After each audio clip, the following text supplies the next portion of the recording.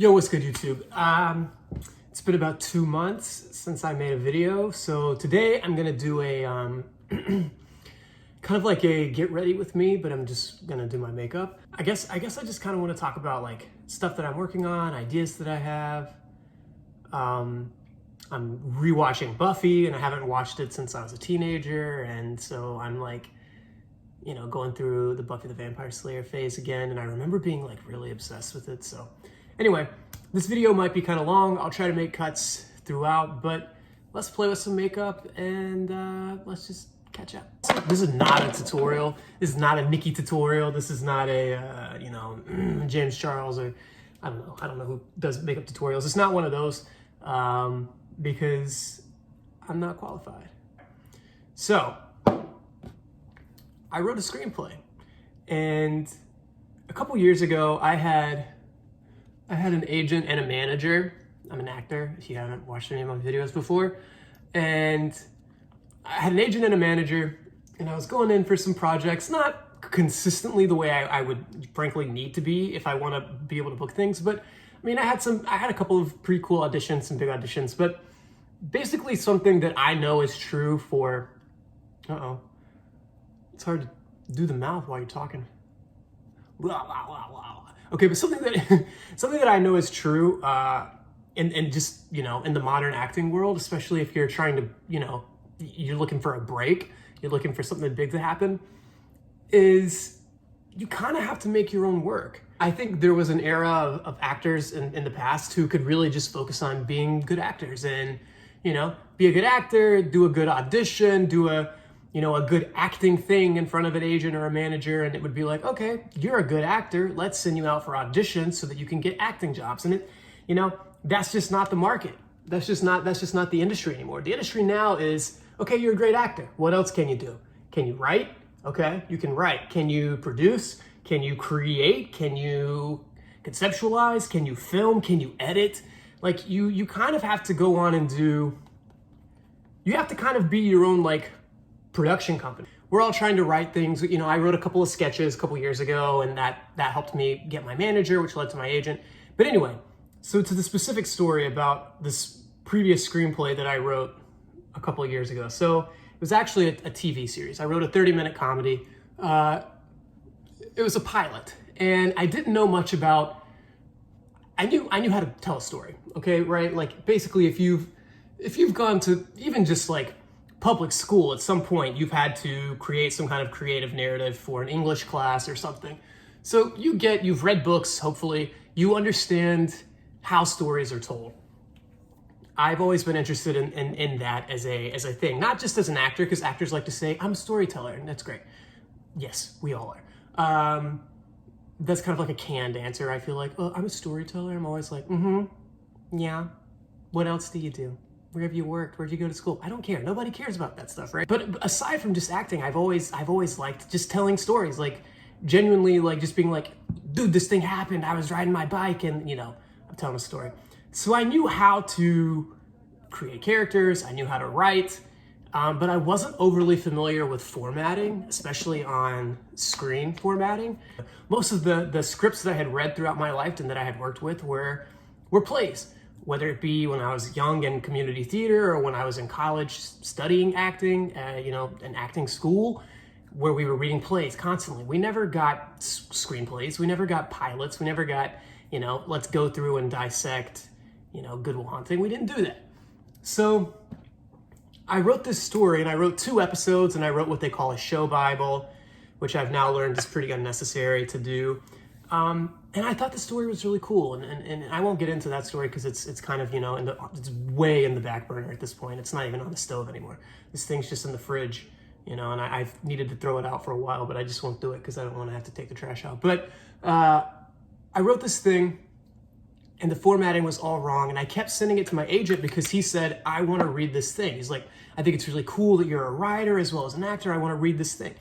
And so I sent it to him, and then he didn't reply. He didn't email me back about it. So I let a couple weeks go by. I know how these things work. I don't want to annoy the guy. And I messaged him again. I said, hey man, did you get a chance to read this thing? No response. And this went on for like a couple of months where I don't think he read it. Or he opened it and saw that it wasn't formatted correctly and then just decided I don't want to bother. But he never gave me that note. He just kind of left, you know, it just kind of sat in the ether, and I had no idea if I had, you know, like written something that was totally trashy or whatever.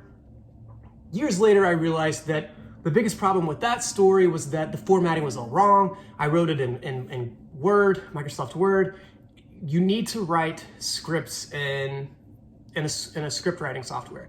So whether it's Final Draft or it's Fade In, which is what I've just bought, Celtics or Celtics is another option. But I purchased Fade In. It's $80 and you just own it. You know, it's not like Photoshop that you have to renew, which is so annoying. I keep noticing this like weird little divot here. That's so, my under eye circles or whatever.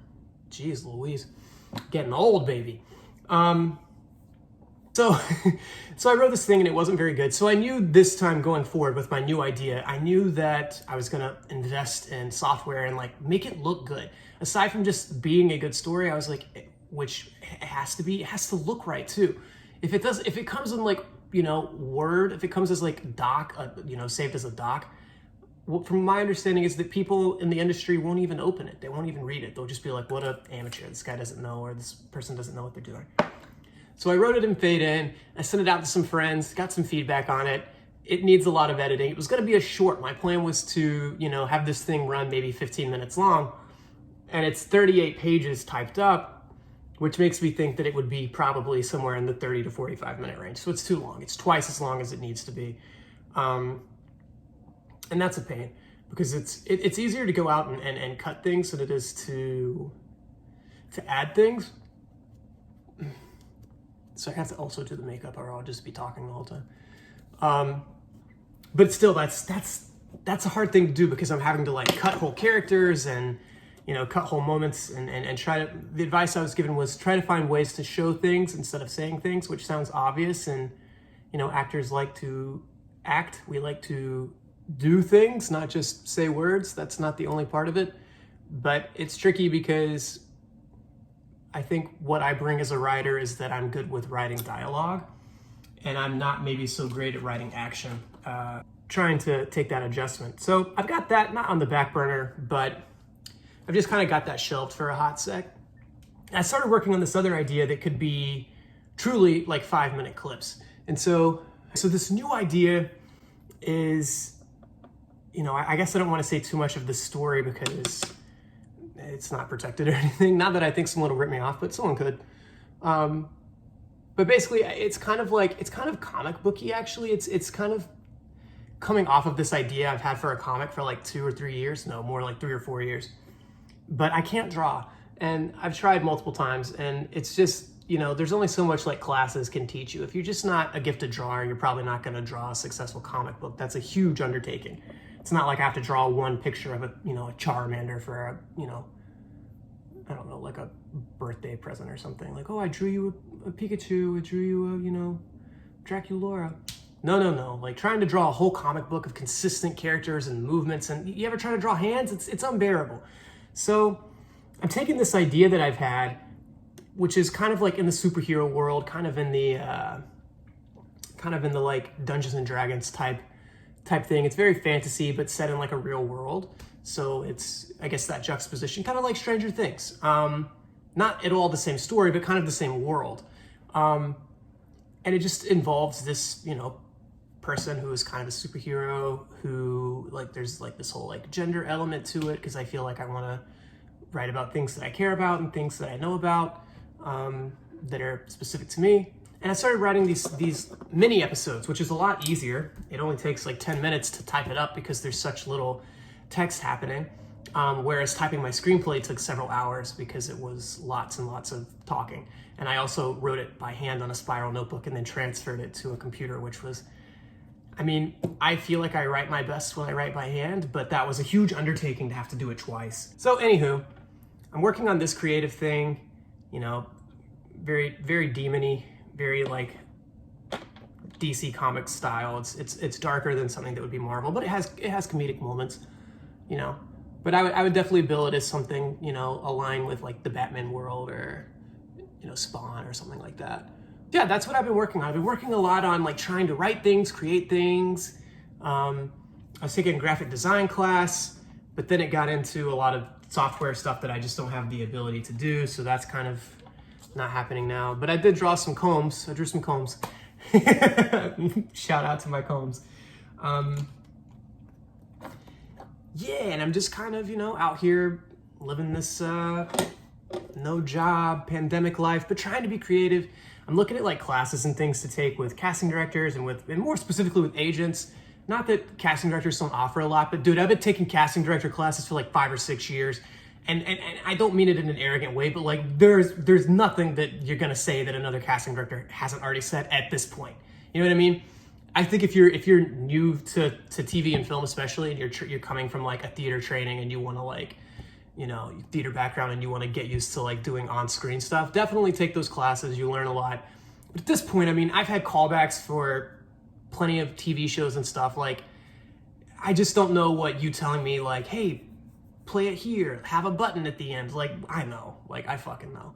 So I'm trying to find like classes and stuff to take with agents and managers, really, because I need representation. Like it's not even an option, man. Like, I know there's not much work to be had at all, and just at right now because of the state of the world.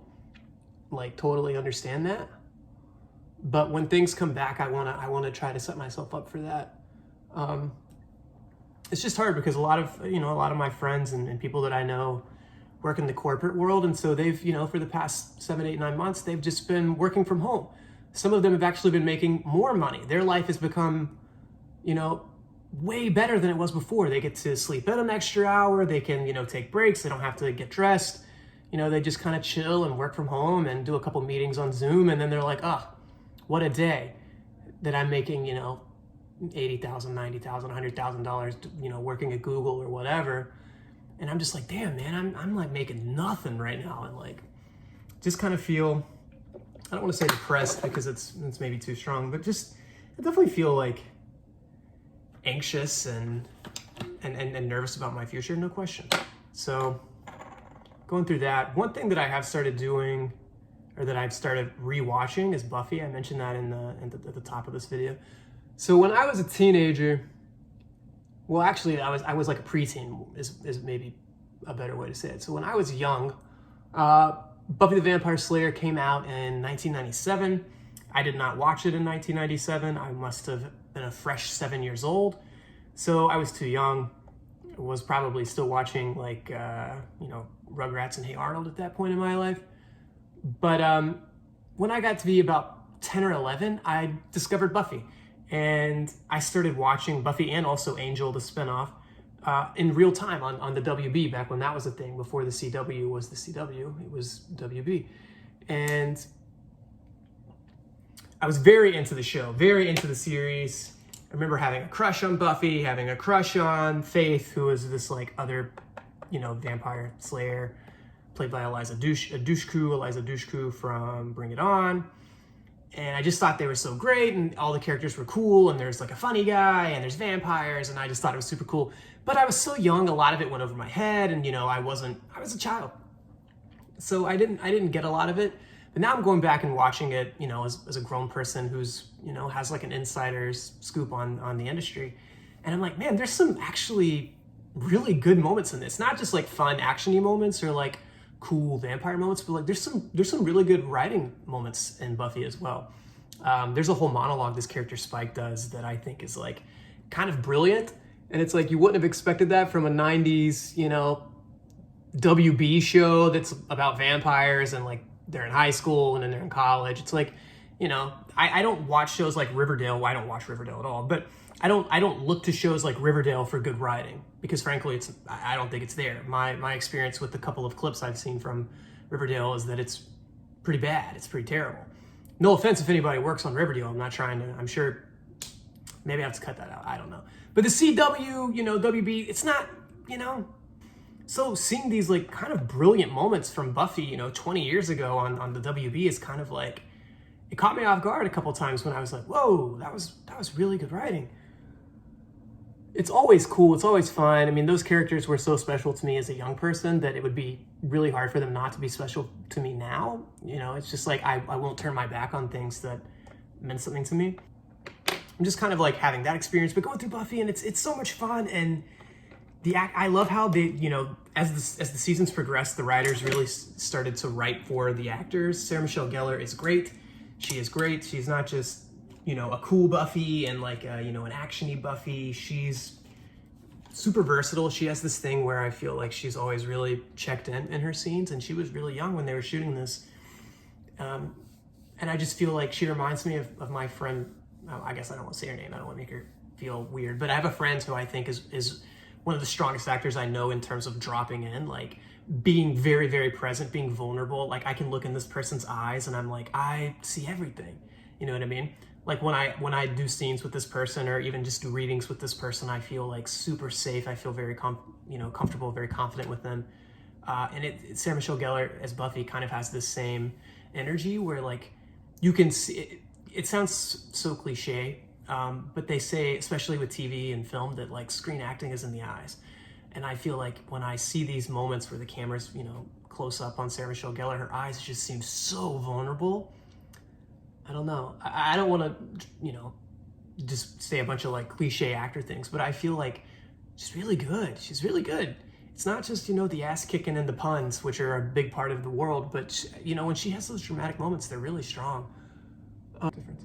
Anyway, so I'm like loving going through Buffy, seeing, I noticed, but I guess I didn't feel the impact because I just grew up a straight white guy in South Carolina, of having like very prominent gay characters, these two girls who are lesbians on the show. And that was, 15 plus years ago that they did this on, it wasn't, must-see TV like NBC. Like if Friends had that same thing, if, Phoebe and Monica dated, that would be insane.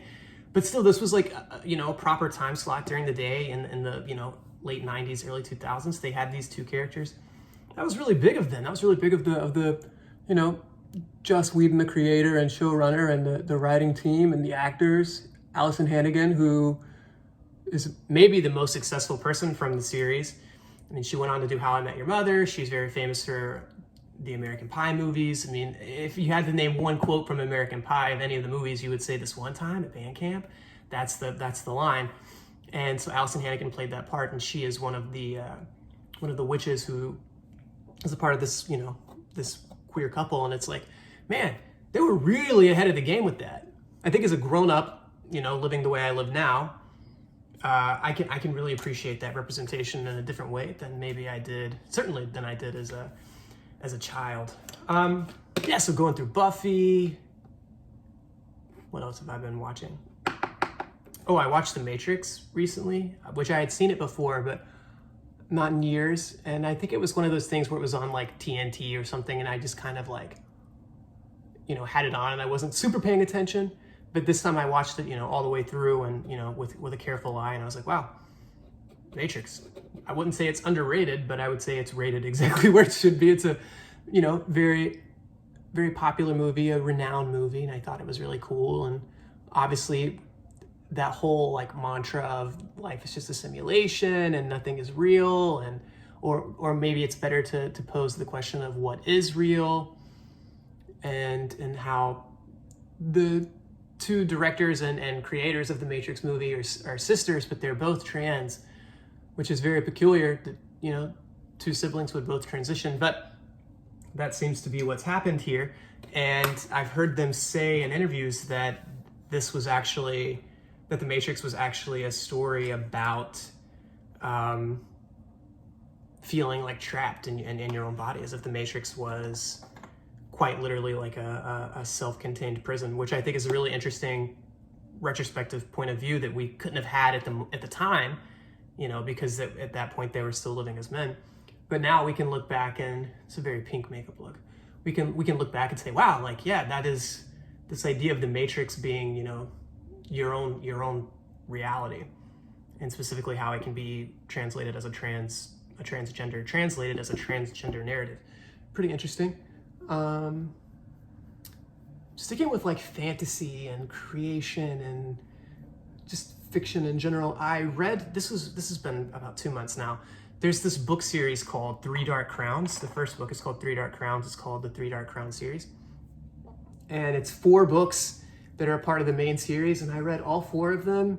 And maybe 3 to 4 weeks. I read a couple of the books literally in like 3 days, but I think I took longer with the first one because I don't know, because I was going through a move and I was trying not to read too much too fast because I wanted to have it on the airplane, frankly.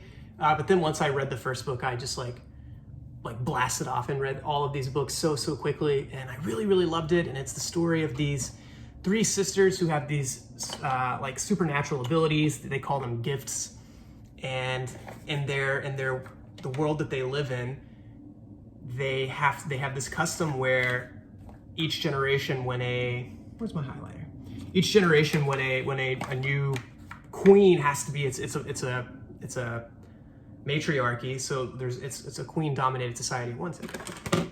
It's a queen dominated society, and when they have to decide who is going to be the next queen, these triplets have to fight to the death using their special abilities to decide who, the last woman standing becomes the next ruler.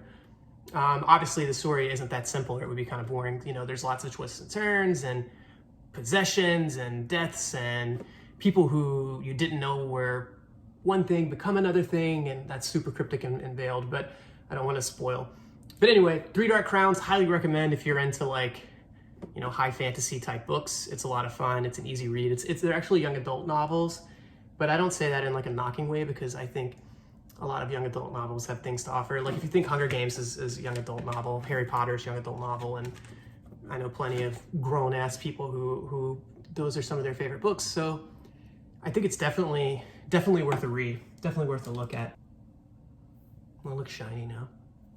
Blend that more, maybe.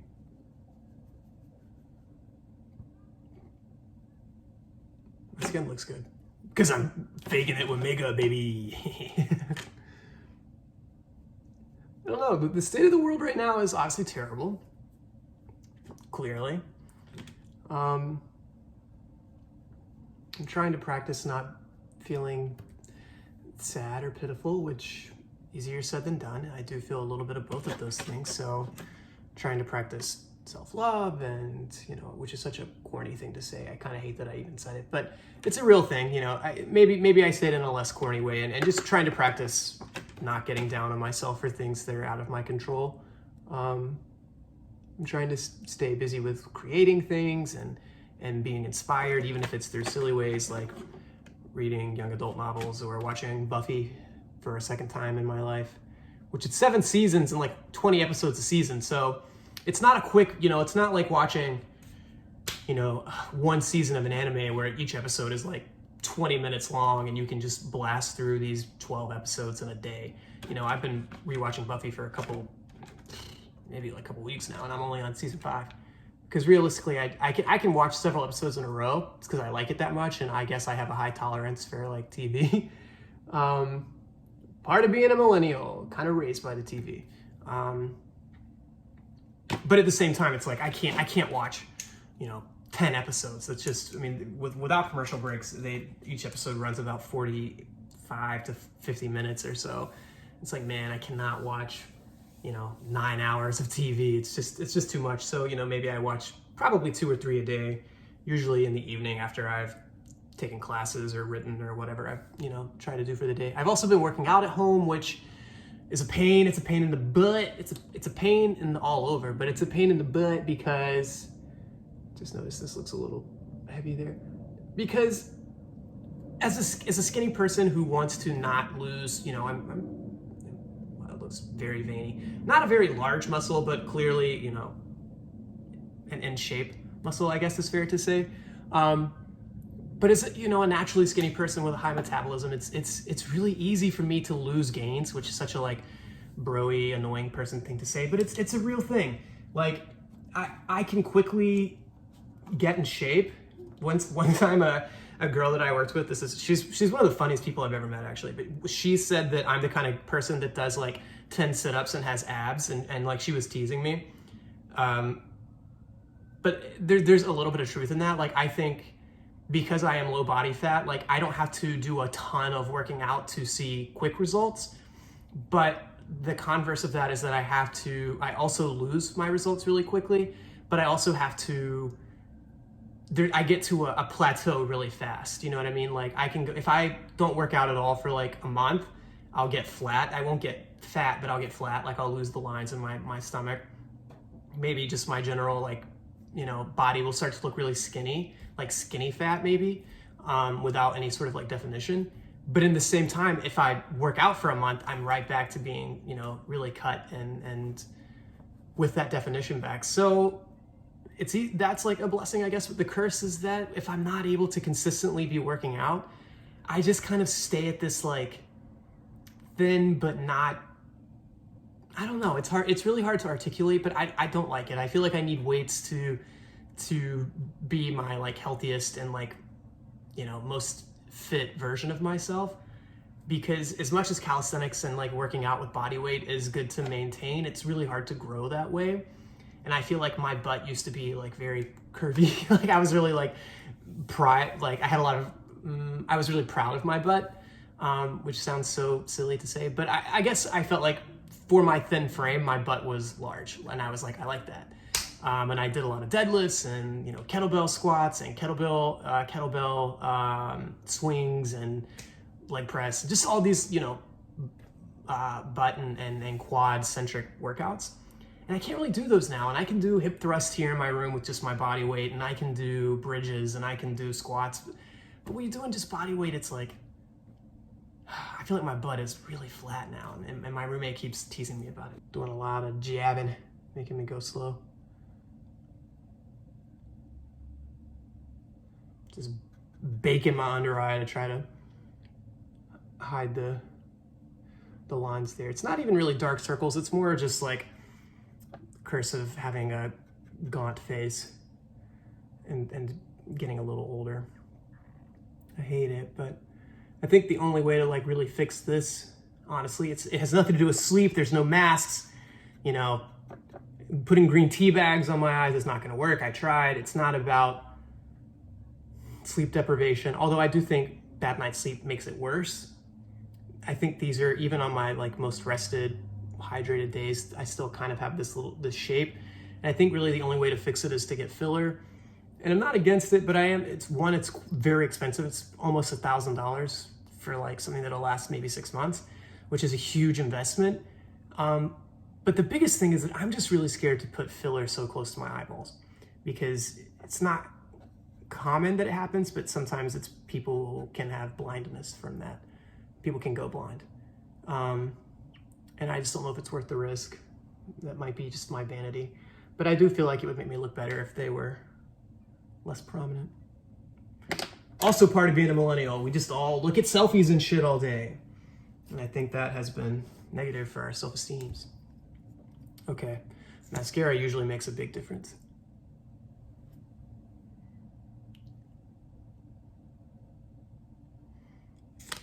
It's weird that I feel like I can't talk when I do that.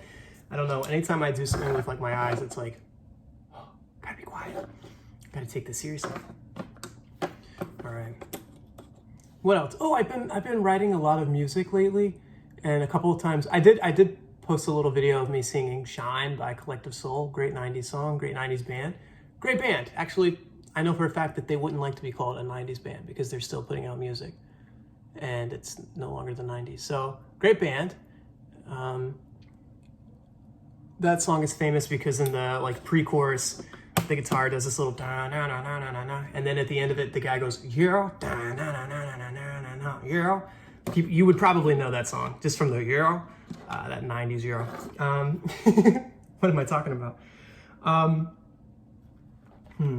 Let's stick with the pink theme here for the lips. But I've been writing my own stuff, and I've written a couple songs that I think are really good, like recently. I think over the course of my songwriting career, which is, career is maybe the wrong word, but my songwriting experience, I think maybe I've written 10 songs that I think are really good out of maybe 500 that I've at some point thought was good, then I decided, no, they're really terrible. But even in the past like couple of months, I think I've written several good songs.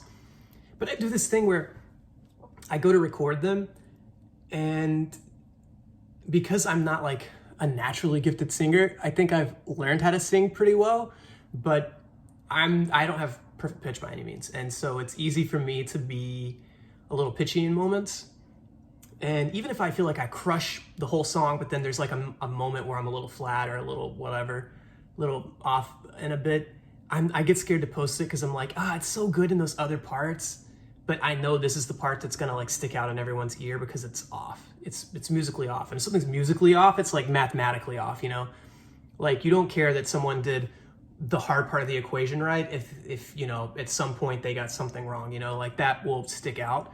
So I've recorded a couple of my new songs a few times, but I can't post them because I always fuck them up at some point. And it's a shame because it's my own songs, you know?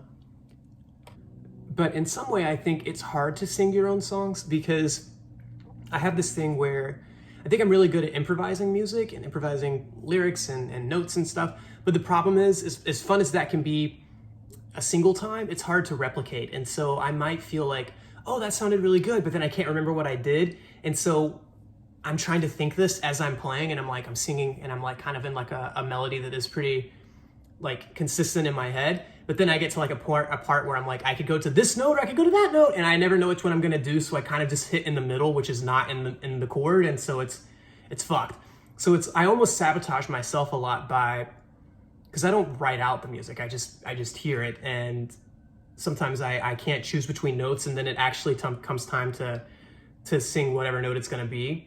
And I like either chicken out because I don't want to be too loud in my apartment, or I don't know what I'm doing. And so I like find it after like a couple of like the sliding thing, which sounds really bad. So I don't know. Maybe one day I'll record some of my new music and actually share it. My lips are so small. Actually, the bottom lip is kind of big, but the top lip is like, watch this. If I smile, just gone.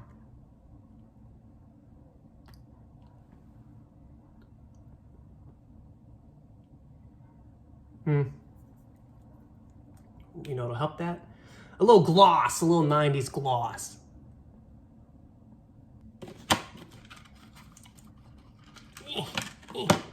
Angry beavers.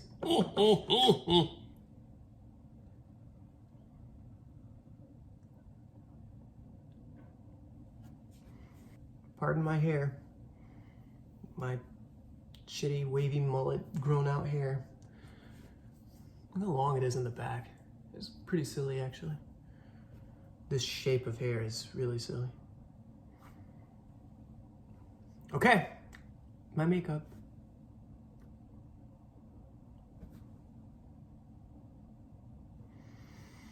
Thanks for chatting with me. Yeah, that was really sweet. Okay.